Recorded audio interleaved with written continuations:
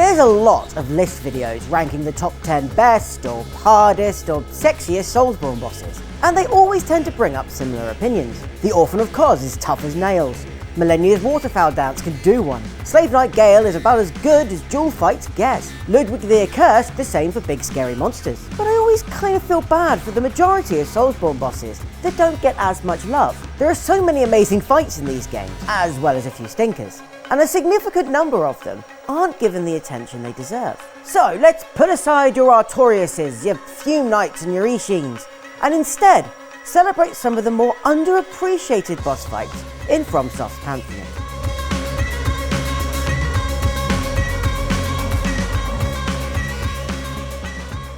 Now, before we get started, I just want to make it clear that this is simply my opinion. It's not an opinion, it's a fact. I'm sure there's places where these bosses have been celebrated before. This is just my list. If you have your own, I'd love to hear them in the comments down below. I want to start off by talking about the very first boss most people will have encountered in a Souls game. Despite how much I'd love to think that everyone played Demon Souls first and got absolutely battered by the Vanguard before actually coming up against the Phalanx, let's be real, many people's first Souls boss was the Asylum Demon. And honestly, I think it's a masterpiece. Yes, that sounds crazy. Anyone with some Souls experience under their belt can beat the Asylum Demon with their eyes closed. But the boss wasn't designed for experienced players. It was designed for new ones. The Asylum Demon is the perfect first boss for a Souls game.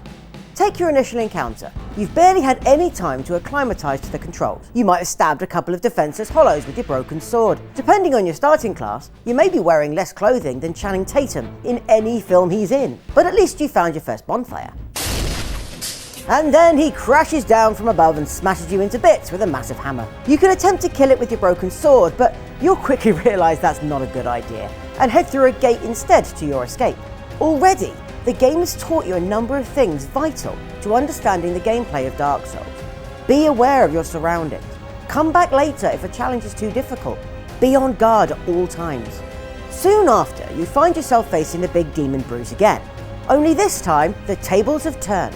You've actually got a proper weapon. And you're right above him, ready to drop on his head and do some massive damage. Now you've learnt that exploration and understanding your inventory and the environment are also important. As an actual fight, he's fairly simple, with only a few moves to learn. But that's exactly what a first boss should be. It'll probably take you several attempts to get used to how it works, but you'll push through, and you'll get better. And just like that, the game teaches you another key Dark Souls lesson, probably the biggest one. It's all about persistence. The Asylum Demon is a fantastic first boss, and an excellent teaching tool for players. Developers, take note. This is how it's done. From one of the oldest titles to the most recent. There's no doubt Elden Ring is an astonishing video game, with some of From Software's greatest boss fights ever created, punctuating an experience that propelled the studio to new heights. Whether it be summoning a cohort of allies to take on the fearsome Starscourge Radahn, duking it out with Godfrey, the first Elden Lord, or heading back through time to fell the mighty Dragon Lord Placidusax, Elden Ring nails the From Software boss formula. But one fight in particular never seems to get the attention I think it deserves. Possibly because it's not the most difficult fight in the game. Possibly because of how tricky it is to get to in the first place. Possibly because it's just really weird. But Asel, Natural Born of the Void, holds a really soft spot in my heart for a variety of reasons. It's the final evolution of the falling star beasts you'll encounter in the overworld, meaning it's kind of like an evolved Pokemon. There's also something strangely graceful about the way it moves, firing off gravity spells that pull you around and toy with you like a child's plaything. And of course, it's a scorpion with a skull face made of coloured nebulous debris that's stolen the literal stars from the sky. God damn, that's metal. When you think of Soulsborne, you tend to think of big, explosive action, epic and dramatic set pieces, and a generous helping of weirdness. What you rarely think about is elegance, grace, or refinery. But the Dance of the Boreal Valley from Dark Souls 3 is all of those things.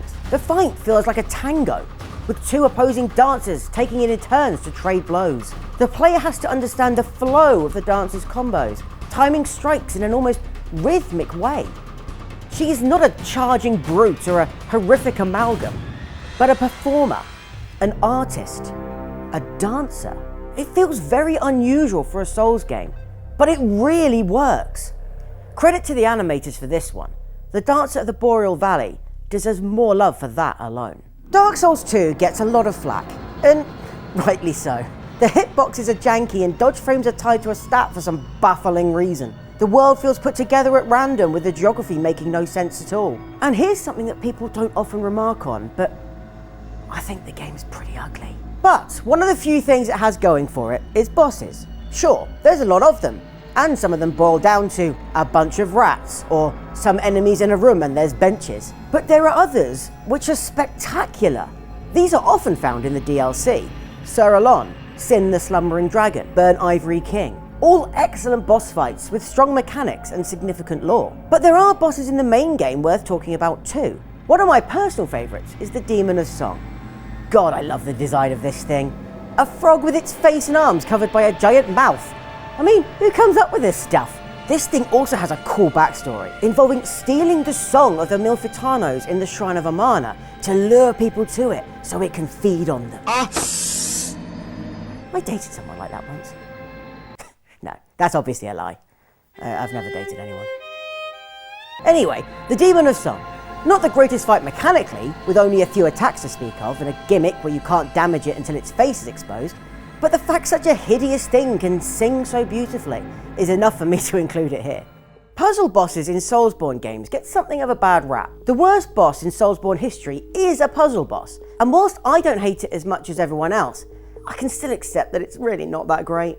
I think a lot of the general criticism, though, is too harsh. Sure, fights like High Lord Wolnir, Fool's Idol, and the Witches of Hemwick aren't top-tier boss fights, but each has their own charms. And you know what? Not every fight has to be a one-on-one duel against an enemy with 1,000,000 hit points and a 32-string combo. In fact, one of the best fights in the entire series doesn't need to be fought at all. That's right, Maiden Estrella. I absolutely adore this boss. Coming at the end of Demon Souls' 5th Archstone, the one full of disgusting creatures and the single worst poison swamp in video game history, Maiden Estrella manages to be a rare moment of genuine solemnity and beauty in the dark, depressing world of Demon Souls. See, Maiden Estrella is a demon, but she is using that power to treat and heal the sick and deprived. Didn't see that coming, did you? The puzzle aspect involves actually getting to the boss herself. She's being protected by her companion, Garl Vinland, who blocks the narrow path down with his massive hammer. You could try and go another way around, but you'll probably end up being killed by plague baby fetuses. Yeah, Demon Souls is weird. But once you have gotten to her, the maiden herself won't really attack you. Instead, she'll concede defeat and take her own life without you ever having engaged her. Very well. I can no longer resist you. Do as you like. Take your precious demon soul.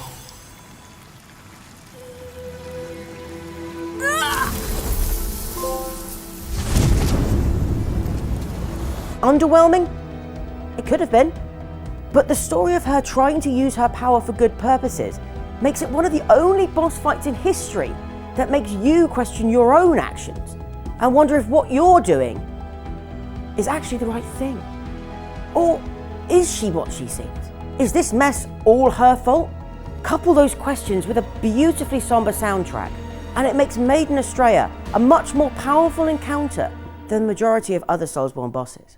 FromSoft's expansions have tended to include their best boss fights for a particular title, as the team understand the engine better and learn from past mistakes. The Dark Souls 2 DLC fixed a lot of the original game's issues and boosted its boss quality average substantially. Dark Souls 3's provided us with loads of spectacular bosses, including Sister Fried, the Demon Princes, and Dark Eater Medea. And Bloodborne's Old Hunters DLC is, in my opinion, the single greatest piece of Soulsborne content to exist. But for many, it's Dark Souls Artorias of the Abyss DLC that's most fondly remembered. The boss fights are a major reason why, with Knight Artorias, Manus, Father of the Abyss, and Black Dragon Calamite all phenomenal encounters. But that list always leaves one out, and that's really a shame. The Sanctuary Guardian is a boss you encounter immediately upon entering the DLC. Well, I say entering, it's more being dragged in by an abyssal demon hand. Resembling a hybrid of a manticore and a chimera, the fight is faster and more intense than anything experienced in the main game.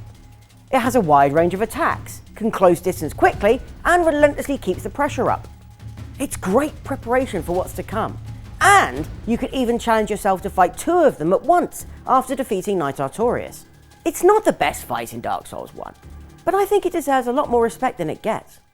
Of all of From Software's modern games, Sekiro has undoubtedly the most focused design.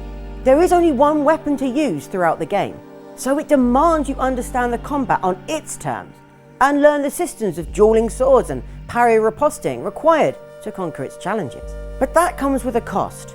The combat really only works in one-on-one sword fight situations. Certainly the bosses most discussed fit into this category. Owlfather, Genichiro, Ishin the Sword Saint, all considered some of the best in the game, all play out in a similar way. Sure, there are some fights that differ, like the Guardian Ape, the Folding Screen Monkeys, and the Demon of Hatred, a boss that was clearly pulled out of Bloodborne and plonked into Sekiro's late game. But as I'm concerned, there's one boss fight that doesn't play out as a one-on-one duel that still utilises the game's combat system to its fullest. It's also the game's most spectacular and cinematic, the Divine Dragon. Coming at the end of Fountainhead Palace, the Divine Dragon is a majestic colossus inhabiting the clouds above. It uses the power of wind to defend itself and the Everblossom at its roots, and requires you to use all your movement skills to reach the boss, knock it down with lightning, before taking the tears required to progress to the endgame. It may not be the most difficult fight in the game, nor the typical showdown that makes its combat stand out, but it's still incredibly fun and memorable nonetheless. But I've saved the best till last. My personal favourite boss in From Software's back catalogue. The boss fight that, in my opinion, best exemplifies what a boss fight should be in a video game. And it may come as a surprise to many. It's Lady Maria of the Astral Clock Tower. Now, I'm not hearing many people say she isn't a good boss. She has a solid and varied moveset. The setting is spectacular, the music even more so. But I've heard complaints that she's not difficult enough to be considered a top-tier boss and needs more health than she has. Firstly, difficulty isn't the only barometer of good design, something I think a lot of commentators misunderstand. But secondly, and more importantly, challenge should only be one aspect of a good boss. So, why do I call Lady Maria my favourite? Well, it's the way it combines gameplay mechanics, story, and challenge into one complete package. A descendant of the Cainhurst Vilebloods, Lady Maria was one of the first hunters studying under Gehrman. She was part of the Bergenworth scholars that went to the fishing hamlet to investigate the Great One Kos, and what its presence was doing to the town. She took part in the mutilation and killing of its inhabitants, attempting to understand Kos's influence. Ashamed of herself and what she had done, she threw her weapon, the Rakuyo, into a well, to be consumed by this lovely fellow, and promised never to use her inherited blood arts again. She now resides in an astral clock tower, tending to its research patients, the ones with the big bloaty heads who seem very upset with you for some reason. When you encounter Maria, she fights you with that very same Rakuyo, trying to stop you finding out what she and the other hunters did to that fishing hamlet. As you whittle her health down, she grows ever more desperate and begins to use the same blood arts she swore never to use again. But at no point is any of this said in dialogue. Instead, the boss fight uses its mechanics to tell its heartbreaking story. Also, did I mention the music? I mean, just listen to this.